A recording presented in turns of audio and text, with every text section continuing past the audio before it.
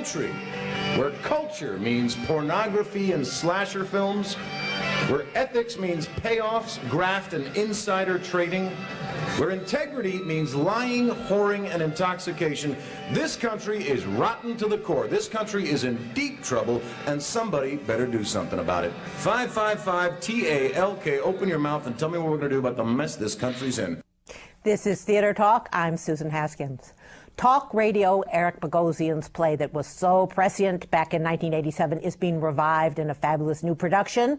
We're very pleased to have its star and director here with us on Theater Talk. And to introduce them, my co-host, Michael Riedel of the New York Post. I've been a great fan of Liev Schreiber since I saw his Hamlet at the Public Theater in 1994 or 1995. He's one of New York's finest stage actors. He won a Tony Award a couple of seasons ago for Glengarry Glen Ross. Do not miss him now in talk radio, and I'm very happy to have him on our show. Welcome, Liev. Thank you. And he's in a superb production directed by Bob Falls, who has given us brilliant revivals of Long Day's Journey into Night and Death of a Salesman. Bob, welcome back to Theater Talk. Thank you very much, Michael. Good to see you. All right, guys, this play had really an enormous impact in 1987 when this kind of angry talk radio was really taking off in this country. Does the play still have relevance today? And if so, what is that relevance? I think it has a tremendous relevance. I mean, I think that Susan used the word prescient, and I think it remains a prescient play. I mean, I think that a number of things happened in '87. I mean, it was Eric Bogosian was just an explosion downtown at the time. I mean, he was coming off of a series of monologues. This was his first full-length play that had been encouraged to write by Joe Papp. He was writing about a subject of talk radio that had barely actually made a blip. Yeah. I mean, it was just on the cusp of being about something. I mean, we now are so familiar with it, and the whole world, at least, seems run by talk radio here in the United States. And anger, too, and vituperativeness. All of that stuff. So he was very, very much ahead of the cusp, and I think that's what's amazing to me is exactly 20 years later, I think the play has exactly the same things to say, and if anything, it's become more important to say about sort of the deterioration of our culture, about the loneliness of voices in the night, and about the sort of desperation of an America that needs to talk about itself, you know, 24/7. Liev, you're playing this angry, isolated disc jockey. What is, you know, fundamentally his problem? Where is that anger coming from? Well, you know, it is fueled by half a bottle of Jack Daniel's barbiturates and cocaine. And that's no small matter in the play. No, absolutely not. We decided that that was an important element of what was happening on that night. But I think, as you've suggested, there's something that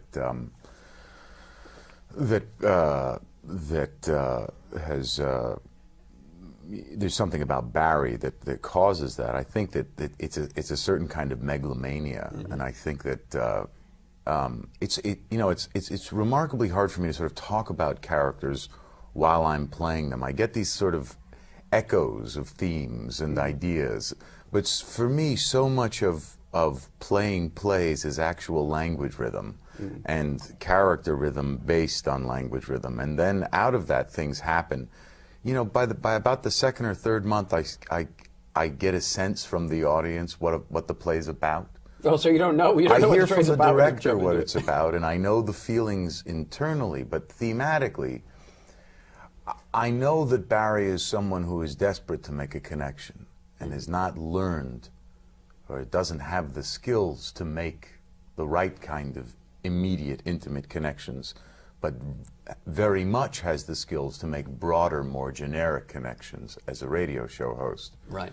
And to me, that's absolutely prescient right now. And I think the culture of media and the culture of celebrity has grown so much since 1986, when Eric first began the journey of this play, that I think it's even more prescient now. Do you think anybody would do this who could make connections? I mean, isn't that behind anyone who would be driven to have such a career, or even an actor, that it's a person who can't have intimate relations in a certain sense and needs to That's part of what initially drew me to the plays. I think that's part of the question that Eric presents is, what's the cost of this kind of interaction with the media, both on the people who produce the media and the people who consume it? Is there a cost? And ultimately, I think that there is. Yeah. The idea of writing the play actually kind of came around the death of John Belushi. It's kind of odd to think that his first instinct was to write about a figure who was a comedian or a stand-up comedian. And of course, we know any number of people, you know, those are some of the darkest people in the world, stand-up comedians or comedians in general. And his initial instinct was to write about a man isolated, and a man completely isolated who is adored by his public, who seems to have just words at the tip of his tongue whenever there's a microphone shoved in front of his face. And it sort of gradually changed and became about this other figure of a talk show host. And as far as I know, it's really like the first play that sort of ever kind of took that on. As you said before, this was before somebody, say, like Rush Limbaugh, a megalomaniac, and also interesting, someone who had a very public substance abuse problem. That you almost see the trajectory of this kind of person. Although your Barry is not supposed to be right-wing, you see.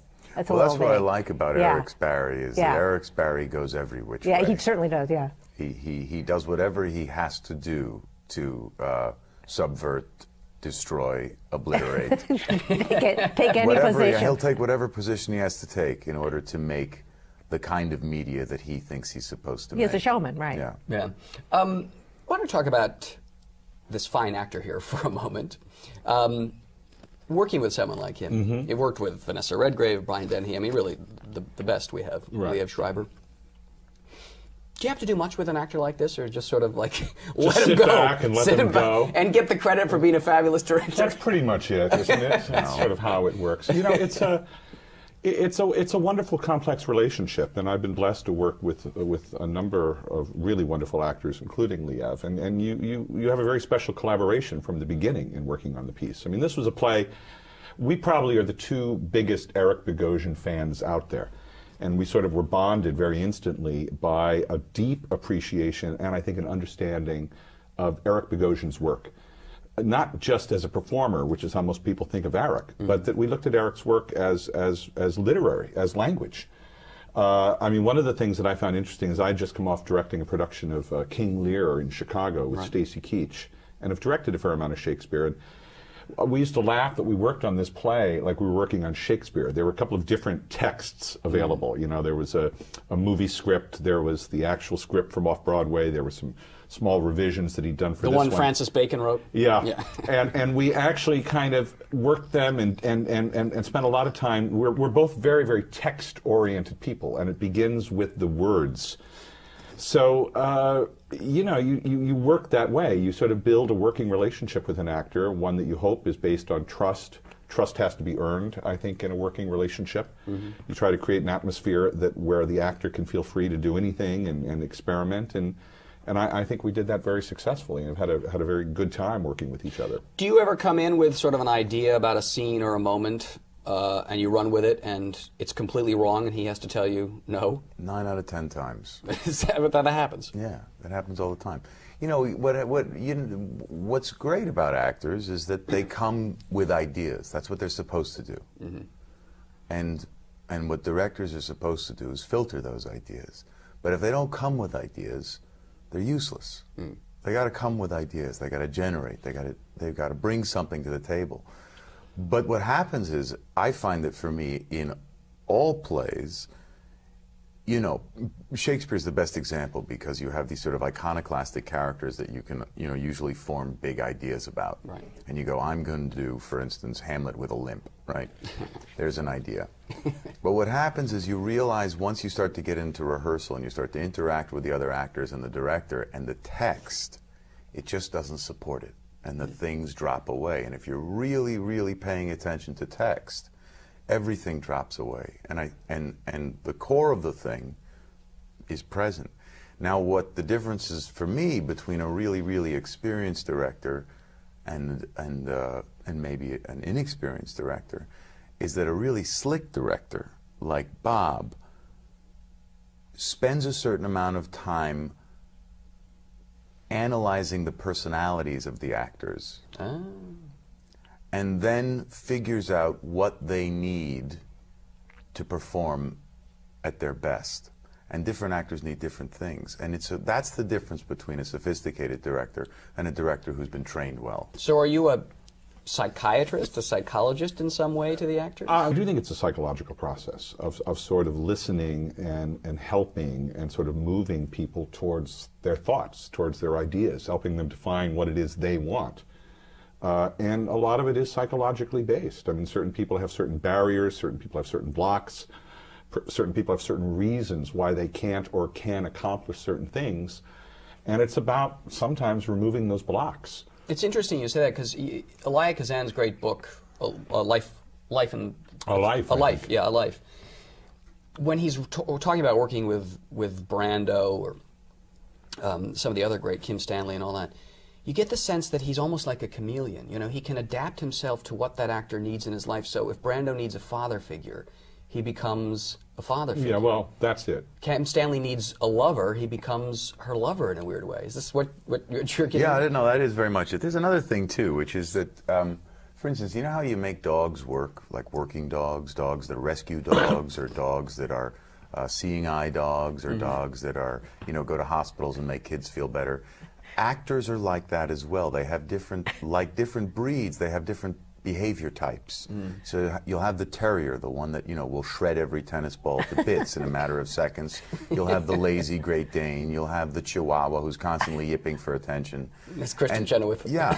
Well, I'll leave that to you. But part of the trick there is I think to see it, accept it, and then find out how you can aim which dog at which part in the best way. Because sometimes you know you can't you know a pit bull doesn't want to do the isn't best for being friendly with the kids at the bed at the cancer hospital. And that's a real director skill, because you see those traits. So we're trying to keep Liev away from the child actors. I mean, this begs the question, Bob, what kind of dog is Liev Schreiber? You're not a Chihuahua. There is a dog. I don't know enough about dogs. I think it's the terrier. The terrier? You know, that's why I had Jack Russells. I think it's my best quality and my worst quality is that I'll work until I can't breathe. Yeah. I'll go after something over and over and over again, and I'll hit it as hard as I can until my head's bleeding, and that's the worst thing you could do to yourself, and sometimes the worst thing you can do to the play, sometimes the worst thing you can do to the other actors, sometimes the worst thing you can do to the director. It can be a real pain in the butt in so many different ways, but sometimes when you have the right person pointing you at the right problem, you can get good results. So I usually just hit him with a newspaper, and that works. Point him in the right direction. Yeah. Were you born with a squirt gun? A squirt gun. There we go. Back in your seat. He calms down. Everything's back to normal. Do you want to spin? Sure. Were you born with that? I mean, I remember from very early in your career, you were always Liev Schreiber, this amazing, I mean, you were driven. Yeah, we always got the sense actor. when you first arrive on the scene that you were. Was that just kind of always who you were? I think it's like that. I really believe firmly in this comparison of human behavioral traits with dog traits. I think it's true. Some of us have a certain chemistry. We're just prone to different types of behavior. And for me, I think it was always a certain kind of ADD, kind of addled brain that they just had to be doing something, or else I was a complete idiot. I was interested in something that we were talking about in the green room before we started, about just technical training as an actor, and how a lot of that is missing from so many actors. Do you find that to be the case with American actors, that the technical training is really not there? Because you've directed Shakespeare, I have. Vanessa Redgrave, people like that who have that great technical I think in general that's true, although there is a sort of inconsistent training in this country, and it's hard. It's hard. I found that when I was directing, actually found the hardest casting I've done in a long time was actually directing a King Lear. To find actors who I felt had the classical chops and the experience with the language, but not too well formed. I know it's a hard thing. I mean, it's just because you went to school at Juilliard or NYU or Yale doesn't mean you actually know how to do this stuff. It's a combination of finding somebody who's just a really great actor, who has been trained in some way or has some methodology. I mean, that's what you want, is somebody who at least has a point of view when they come in about the work. And then, as Liev says, it's about how do you direct them, how do you focus them. And You know, I think that's true, that there are a lot of young actors kind of come to the stage and they think they're going to have it easy. You know, they look at 90210 and that's sort of what they're gearing towards as actors. And there's so much more about being in your body, about being in your voice, about looking at text, about being able to think, about being able to analyze. There's a whole craft to acting that comes from experience. And all of the actors we've mentioned here, and including Liev, are actors who approach it as a craft as much as anything else. I mean, it's an art, but there's an awful lot of craft to acting. Well, and of course, the things like 90210 are so damaging in some respects, but surely they tried to lure you into episodic television and things, but you seem to have resisted that. No, I just came off of doing a stint on CSI. Well, no, that's different. Got to pay the rent. That's different. But in your early career, you didn't do that kind of, I mean, CSI. I did films pretty early on. Yeah. You know, I was so, honestly, I was so shocked right out of school to be getting theater jobs that I was kind of tenacious about it. I also met George Wolfe pretty early on, and George was a real mentor to me. And George is someone who said, when I did a small part in a Shakespeare of his, he's someone who sat me down and said, "Look, if you stick with this, I'll stick with you." And that's the kind of deal that doesn't get made anymore between producers and directors and actors anymore. The people that say, make a commitment to this theater and it'll make a commitment back to you, which is very true. But I don't think it's very exciting to most young actors to make a commitment to theater. It's not, you know, if you don't understand the text, if the text doesn't move you at some level, if the literature of the theater doesn't move you at some level, there really isn't that much else, you know. Of course, there's nothing in the world like a live audience, but they'll never get there if they don't first get to the text. And that's the payoff. The payoff is the plays and the audiences and the people that you work with. But you can't, it's hard to cultivate that in young actors because the benefits in the other world are so great. Have you seen young actors that you would love to make this kind of commitment to, who just fly away because... All the time. There have been any number of actors I've sort of mentored and helped and advised in terms of their careers as they've sort of moved through the mechanics of Hollywood and television and film and theater, and everybody's got to do what they do, and there's no judgment attached here. You seem to have this, the relationship that you had with George Wolfe, you seem to have that with Brian Dennehy, who continually returns to your theater in Chicago, the Goodman. I did have that relationship actually with Brian Dennehy, who really, when he and I first started working together, it's almost 25 years ago now, he hadn't been on stage in many, many years. I mean, he really was not a trained actor. He just started acting in the age of 30. He quickly found, he did a couple of things on the New York stage for Joe Papp and very quickly found his way out to Hollywood. He told us that he did every shitty-ass TV show you could think of to support his family. You can say shitty-ass on this? Well, no, it'll be bleep-ass. Oh, all right. Bleep. I was so excited for a minute. It's going to change the whole tone. It sort of opened up a whole new way of exactly. The sound department now we're in serious talk radio on satellite radio where you get away with it. Brian's the kind of guy who did. I mean, he had to support 3 young children, and he went out and he did every episode of Mannix and Hawaii Five-0. And he played John Wayne Gacy.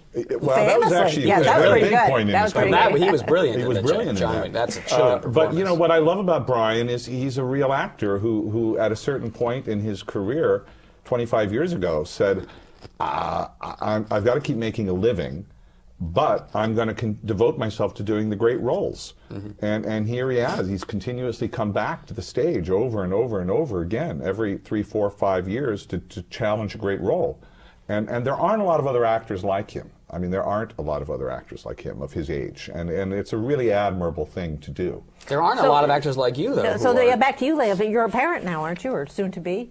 Soon to be. Soon to be. Well, then, do you worry that then you may have to take shitty-ass TV shows in your future? No, I kind of took care of that. Okay. I'm hoping that But you know, honestly, I like jumping around. Yeah. I think it helps. I think it keeps you sharp. Yeah. Did CSI give you something? Yeah. Besides a lot of money? Absolutely. What? Speed. Ah.